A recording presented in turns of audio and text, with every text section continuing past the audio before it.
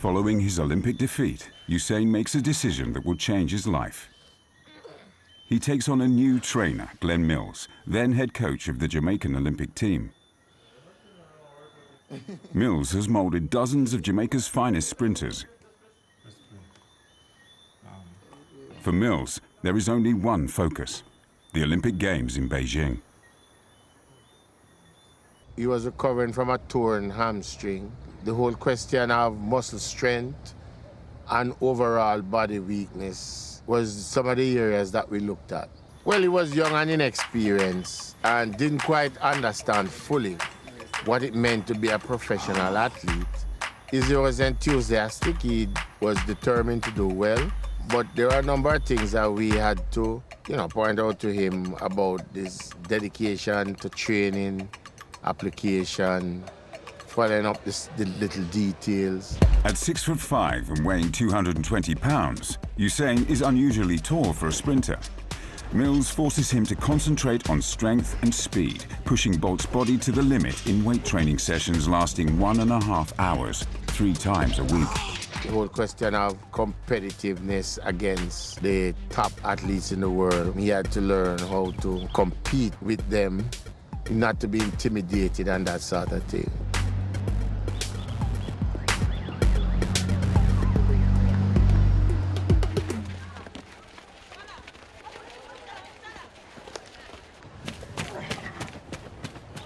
He has some very special qualities, both as a competitor and as a person.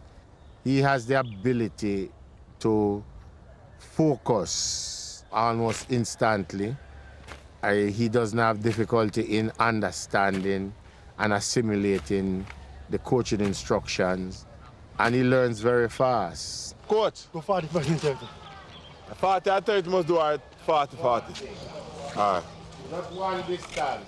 All right, coach. He's not the workaholic, but he will work hard if he finds himself in a situation where it is necessary. Like if he suffers a setback and he has to train twice a day, he'll make the effort. Yes, we can. Imagine me, a black president, man. The fastest black president.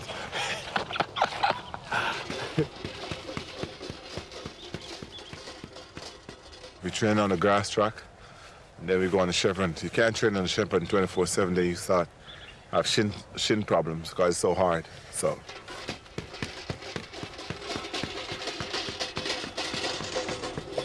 He has to battle with his love for having a good time, parties, etc., and his consistency of needing to train hard over a 9-month period. And sometimes he doesn't get it right, and it puts a lot of pressure on him to pick himself up and get back to the level where he needs to be.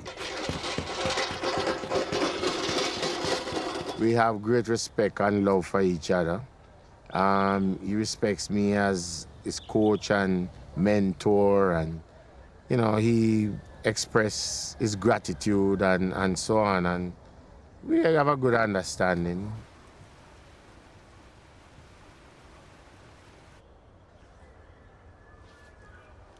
The session today will be tough.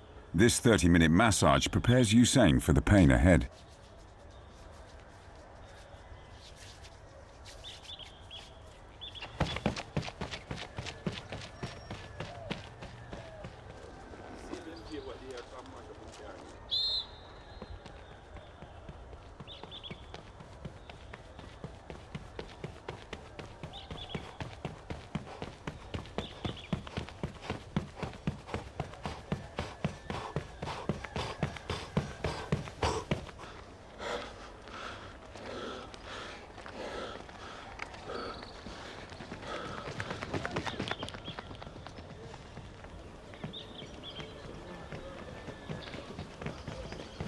Shoulders down. That's it. Dying. I think a lot of people they see you run and they say, oh, it looks so easy, you really look effortless. But before it gets to that point, it's hard. It's like hard work. Day in, day out, sacrifice, day in, day out. Just dying. This time when you run and you just want to stop, you just want to give up, like, to hell with this, I just want to go home.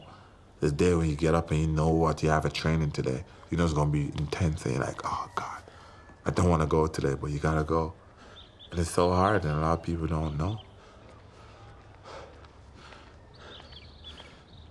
My coach always says, in a couple of years, we're not going to have any track because we're going to take all of it home.